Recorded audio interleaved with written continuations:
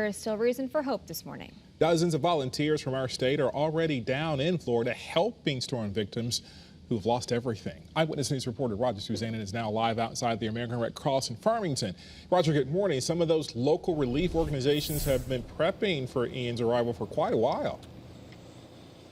Yeah, it's really encouraging and actually very inspiring to know that, for example, relief vehicles like some of the ones you see behind me, similar ones right now are in Florida. And more importantly, of course, dozens of volunteers from right here in Connecticut have already arrived in Florida from both the American Red Cross and the Salvation Army. And they tell us the real key is they wanted to know, and they wanted the victims to know, that when the storm arrived, help wasn't just on the way, that it was already there, hopefully in place, ready to help. So really, as people around Florida were evacuating over the last couple of days, the American Red Cross and the Salvation Army were both flying into the state, ready to get to work. The Red Cross sent a squad of about 20 volunteers down south. Some set up shop in Orlando, while others posted up in Miami. Now, their goal, of course, was to be able to respond quickly to the areas of the state that eventually suffered the worst damage and are still suffering that damage. And while the Red Cross is focusing on food and shelter,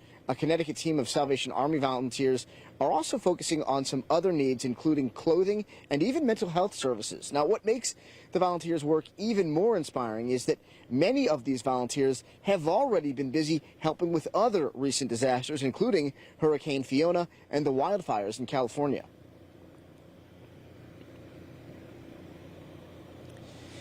Now, the number one key right now for those volunteers, of course, is meeting the immediate needs of some of these storm victims, but they are also already making plans to help with some long-term needs that certainly we know that these storm victims in Florida and beyond are going to have in the wake now of Tropical Storm Ian. We'll have more on that part of the story coming up a little bit later in this broadcast in the 6 o'clock hour.